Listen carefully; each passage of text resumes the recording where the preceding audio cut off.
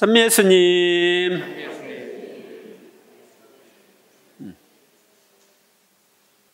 오늘은 사순 제5주일입니다.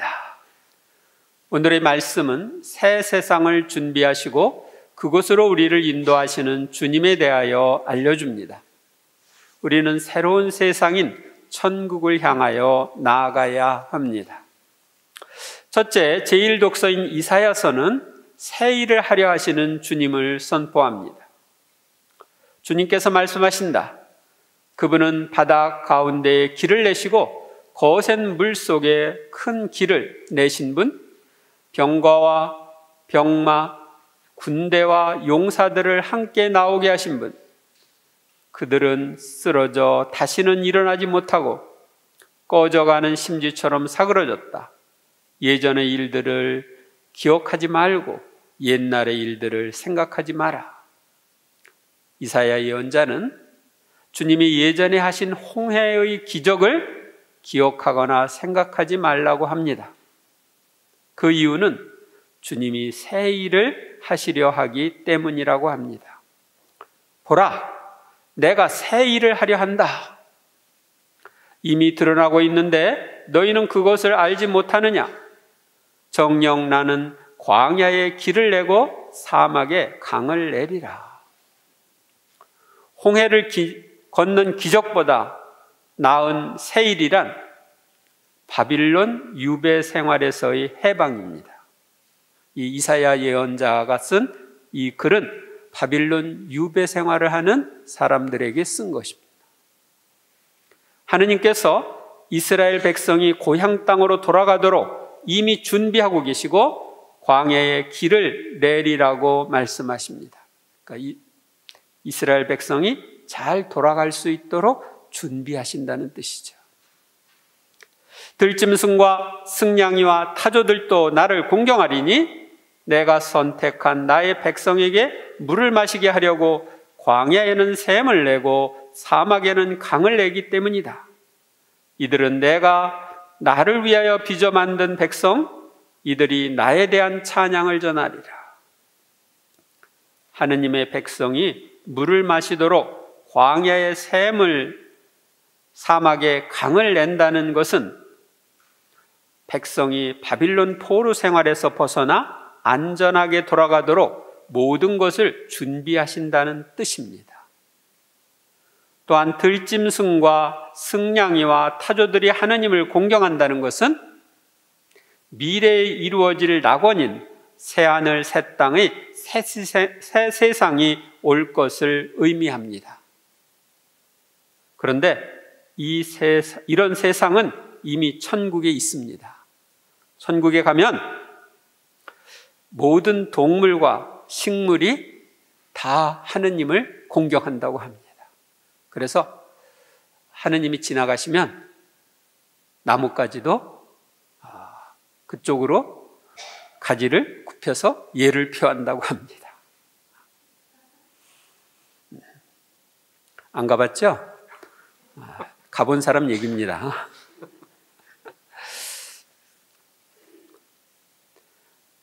그리고 모든 사람들이 하느님을 찬양합니다. 둘째, 오늘의 복음에서 우리는 죄인을 용서하시는 주님을 만납니다. 그때 예수님께서는 올리브산으로 가셨다. 이른 아침에 예수님께서 다시 성전에 가시니 온 백성이 그분께 모여들었다. 그래서 그분께서는 앉으셔서 그들을 가르치셨다. 그때 율법학자들과 바리사이들이 가늠하다 붙잡힌 여자를 끌고 와서 가운데 세워놓고 예수님께 말하였다. 예수님께서 성전에서 가르치실 때 가늠하다 붙잡힌 여자를 끌고 온 율법학자들과 바리사이들은 그 당시 백성의 지도자들인데 예수님의 가르침을 받아들이지 않고 늘 꼬투리를 잡으려고 했던 사람들입니다. 스승님, 이 여자가 가늠하다 현장에서 붙잡혔습니다. 모세는 율법에서 이런 여자에게 돌을 던져 죽이라고 우리에게 명령하였습니다. 스승님 생각은 어떠하십니까? 그들은 예수님을 시험하여 고소할 구실을 만들려고 그렇게 말한 것이다. 모세가 전해준 율법에는 레위기 20장 10절에 간통한 남자와 여자는 사형을 받아야 한다고 기록되어 있습니다. 그래서 율법학자들과 바리사이들은 예수님께 올가미를 씌우려고 가늠하다 잡힌 여인에 대한 생각을 물은 것입니다. 만일 그 여인을 놓아주라고 하면 율법을 어겼다고 고소하고, 만일 돌로 치라고 하면 자비하신 예수님의 이미지는 큰 상처를 입을 것이기 때문입니다. 우리도 다른 이에게 올가미를 씌우기 위해 어떤 말을 한다면 우리도 이런 사람들과 비슷한 사람이 됩니다.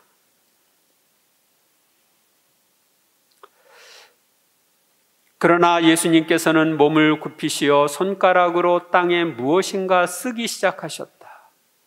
그들이 줄곧 물어대자 예수님께서 몸을 일으키시어 그들에게 이르셨다. 너희 가운데 죄 없는 자가 먼저 저 여자에게 돌을 던져라. 그리고 다시 몸을 굽히시어 땅에 무엇인가 쓰셨다. 예수님께서 뭘 썼다고 하는 내용은 여기 딱 한 번 나옵니다. 예수님께서 땅에 무엇을 쓰셨을까요?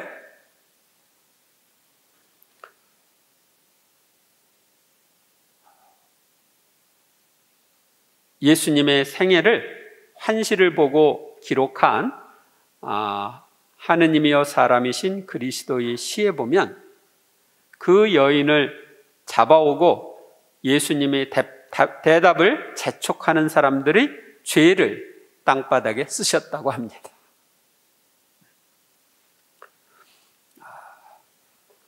그 책에 보면은 예수님이 땅에 쓴 게 뭐냐? 그 주변에 있는 그 사람들이 땅에 뭘 쓰니까 뭘 쓰나 하고 보았겠죠? 그 보고 있는 사람들의 상태, 죄를 쓴 거예요.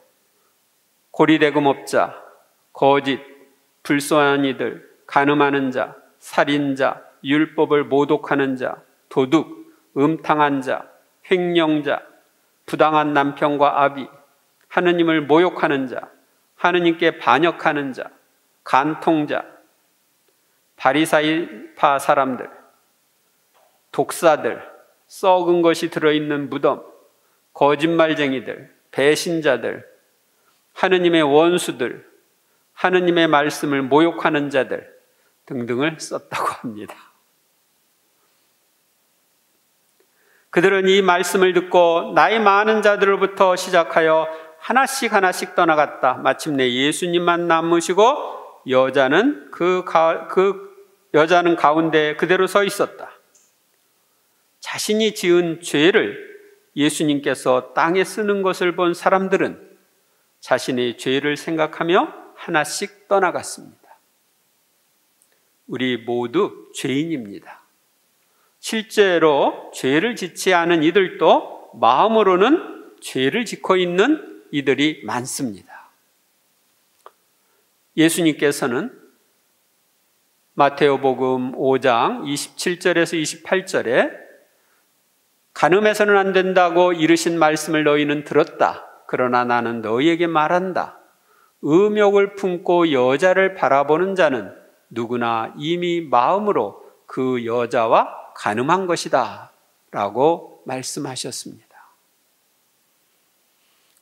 그래서 실제적으로는 간음의 죄를 안 지었어도 마음으로는 간음의 죄를 지은 사람들이 많이 있죠. 내가 마음으로 간음하고자 했는데 기회가 없어서 못했을 뿐이에요. 그러니까 마음으로 결심했으면 죄가 되는 거예요.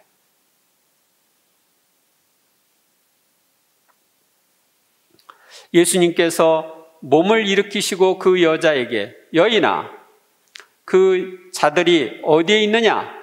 너를 단죄한 자가 아무도 없느냐? 하고 물으셨다. 그 여자가 선생님 아무도 없습니다 하고 대답하자 예수님께서 이르셨다. 나도 너를 단죄하지 않는다. 가거라. 그리고 이제부터 다시는 죄짓지 마라. 단죄한다는 것은 용서하지 않고 벌한다는 뜻이고, 단죄하지 않는다는 것은 죄를 용서하고 벌하지 않는다는 뜻입니다. 예수님께서는 우리를 단죄하러 오신 것이 아니라 용서하시고 구원하러 오셨습니다. 그래서 예수님께서는 여인의 죄를 용서하시며 이제부터 다시는 죄짓지 마라고 말씀하십니다. 예수님은 오늘날도 고해성사를 통해 우리 죄를 용서하시고 이제부터 다시는 죄짓지 마라고 말씀하십니다.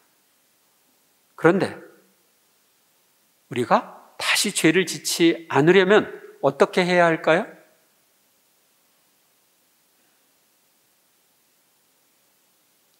하느님 은총의 도움으로 죄를 진정으로 통회하고 죄를 다시 짓지 않겠다는 굳은 결심을 하는 것이 필요합니다.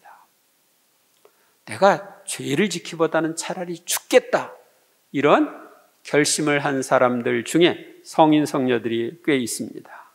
그 중에 지금 기억나는 것은 성 도미니코 사비오입니다. 성 도미니코 사비오는 첫 영성체를 할 때 모토를 하나 정했는데 죄보다 죽음을, 이게 모토였어요.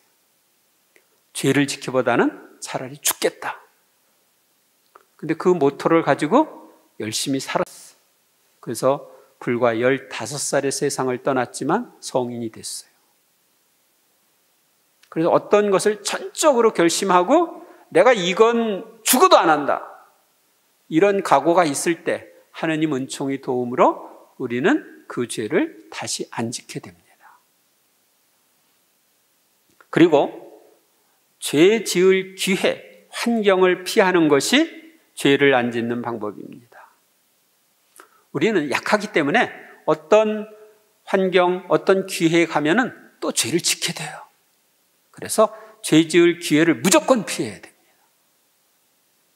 또 유혹이 올 때 즉시 구마 명령을 하는 것도 죄를 피하는 데 효과적입니다.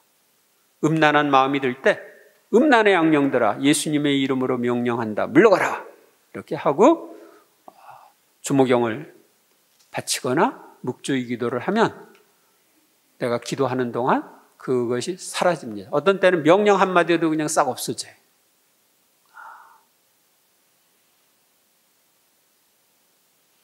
그래서 우리가 어떤 유혹이 올 때 즉시 구마 명령을 해보시기 바랍니다. 우리가 살고 있는 신약 시대는 예수님을 통해 죄를 용서받고 새로운 삶을 살 수 있는 세상이 열린 새 시대입니다. 쉽게 죄를 용서받을 수 있는 길이 열린 거예요. 예수님이 다 죄값을 지불하셨으니까. 그래서 우리는 죄로부터 벗어나 새 세상에서 살 수 있는 이 복된 시대에 살고 있습니다.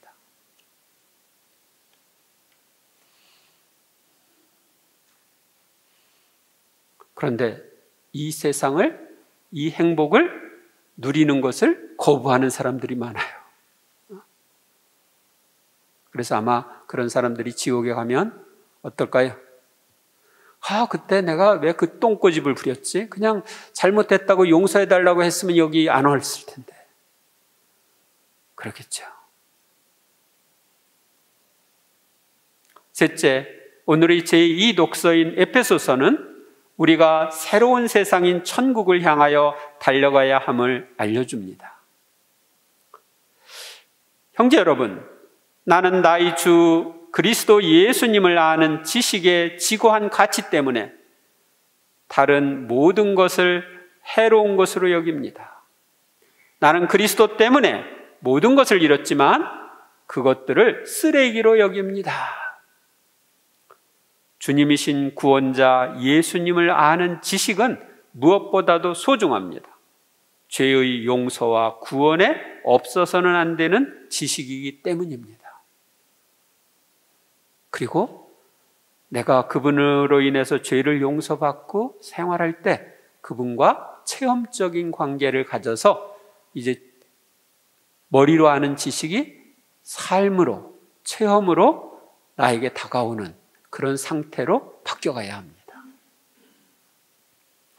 바오로 사도는 유다인 중에 유다인, 바리사이 중에 가장 열성적인 바리사이, 가장 유명한 스승인 가말리엘의 제자로서 명예, 지위 등을 쓰레기처럼 버리고 예수님을 따랐습니다. 그래서 여기 보면 그리스도 때문에 모든 것을 잃었지만 그것들을 쓰레기로 여깁니다. 이렇게 얘기합니다. 내가 그리스도를 얻고 그분 안에 있는 것이 있으려는 것입니다. 율법에서 오는 나의 의로움이 아니라 그리스도에 대한 믿음으로 말미암은 의로움, 곧 믿음을 바탕으로 하느님에게서 오는 의로움을 지니고 있으려는 것입니다. 바오로 사도가 과거의 모든 것을 쓰레기로 여기는 이유는 그리스도를 얻고 그분 안에 있기 위해서입니다. 또한 구속주이신 그리스도에 대한 믿음으로 죄를 용서받고 하느님에게서 오는 의로움을 지니기 위해서입니다. 과거에는 율법을 지킴으로써 의로운 사람이 된다고 생각했습니다. 그런데 율법을, 그 많은 율법, 613조목이나 되는 율법을 제대로 지킬 수가 없었어요. 그러니까 의롭게 하느님 앞에서 인정받을 수가 없죠. 근데 하느님은 우리가 지은 죄를 공짜로 용서받고 죄가 없어졌으니까 의로운 사람이 되는, 의인이 되는 길을 마련해 놓으셨는데, 그 하느님으로부터 의로움을 지니기 위해서 과거의 모든 것을 쓰레기로 여긴다고 바오로 사도는 이야기하는 것입니다. 나는 내 뒤에 있는 것을 잊어버리고 앞에 있는 것을 향하여 내달리고 있습니다. 바오로 사도는 바리사로서의 삶, 박해자의 삶이라는 과거를 잊고 천국을 향해 내달렸습니다. 우리도 바오로 사도처럼 내 뒤에 있는 과거를 잊어버리고 앞에 있는 천국을 향해 달려가야 합니다. 하느님께서 그리스도 예수님 안에서 우리를 하늘로 부르시어 주시는 상을 얻으려고 그 목표를 향하여 달려가고 있는 것입니다. 우리도 바오로 사도처럼 하늘에서 받을 상을 얻기 위해 달려가야 합니다. 우리 인생의 목표는 천국이고 하느님은 그곳에서 우리에게 영원한 행복이라는 상을 주려고 하신다는 것을 잊지 말아야 합니다. 그런데 많은 이들이 이 인생의 목표를 잊고 사는 것 같습니다. 옛날에 교리를 받아서 세례 받은 분들은 교리문답을 외웠습니다. 320조목 되는 교리문답이 있었는데, 그것은 언제부터 시작됐느냐? 개신교가 생긴 다음에, 그러니까 종교개혁이라고 하는 종교 분열이 이루어지고 나서 트리엔트 공의회를 교회가 개척하고 우리 신자들이 올바로 교리를 알고 생활을 해야 되겠다. 그래서 교리문답을 만들었어요. 근데 그 교리문답이 제1조 400년 이상 우리 교회에 내려왔던 그 교리문답의 1조는 뭐냐? 사람이 무엇을 위해서 세상에 났느냐 하는 질문입니다. 사람이 천주를 알아 공경하고 자기 영혼을 구하기 위하여 세상에 났느니라. 이게 답입니다. 그러니까 왜 이 사람이 이 세상에 태어났느냐? 삶의 목적이 뭐냐? 천주를 알아서 공경하고 자기 영혼을 구하기 위해, 다시 말하면 천국에 가기 위해서 세상에 태어났다. 우리도 우리의 목표는 이 세상에서 하느님을 공경하며 살다가 구원을 받아 천국에 가는 것이라는 것을 잊지 말아야 합니다.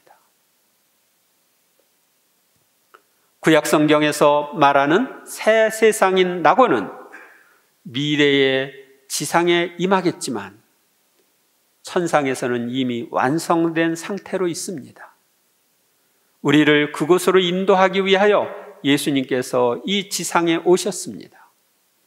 예수님께서는 천국으로 가지 못하게 가로막고 있는 죄를 없애시기 위하여 우리의 모든 죄를 짊어지고 돌아가셨습니다. 우리는 이 예수님을 나의 주님으로 받아들여 죄를 용서받고 하느님의 자녀가 된 사람들입니다. 하느님의 자녀이기에 천국을 상속받을 사람들입니다.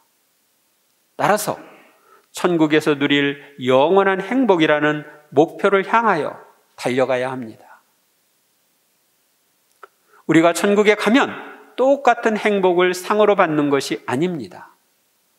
지상에서 어떻게 살았느냐에 따라 행복의 크기가 달라집니다.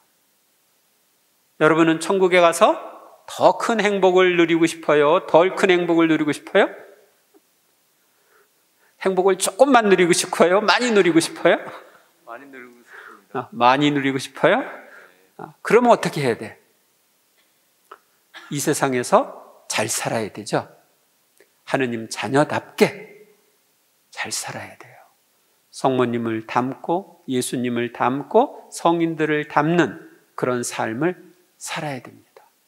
천국이 나의 고향이고 내가 갈 목표, 내가 갈 집이라고 하는 것을 잊지 말고 살아야 합니다. 그리고 내가 하는 행위가 이게 천국에 가는데 도움이 되나 해가 되나 이거 살펴보고 그 일을 해야 될까 말아야 될까를 결정해야 합니다.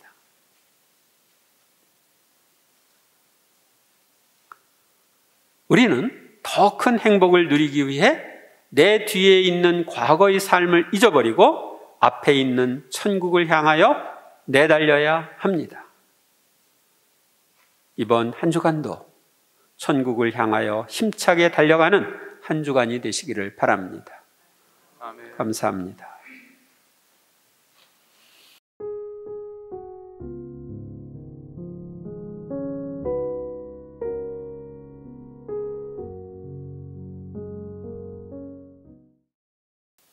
주님의 평화가 항상 여러분과 함께. 또한 사제의 영과 함께. 인생의 목적은 뭐요? 천국. 천국 가는 거? 그런데 하느님이 우리에게 영원한 천상 행복을 마련해 놓고 기다리고 계시고 우리가 천국에 감으로써 인생의 목적이 이루어지는 거죠. 나의 창조 목적이 이루어지는 거예요. 내가 구원을 받지 못하면 내 창조 목적이 안 이루어지는 거예요. 실패해요. 그래서 여러분들은 내가 이 세상에 태어난 게 구원되어 천국에 가는 것이다 하는 것을 잊지 마시고 모두 천국에 가셨으면 좋겠습니다. 제가 나중에 100년쯤 후에 천국에서 소집을 할 겁니다. 자양이동 성당에서 다니던 사람들 다 모여라. 그러면 여기 미사 참여한 사람들 중에 한 사람도 빠짐없이 모일 수 있기를 바랍니다. 오늘 평화 인사는 천국 가십시오. 평화 인사 나누십시오. 천국 가십시오. 천국 가십시오. 천국 가십시오.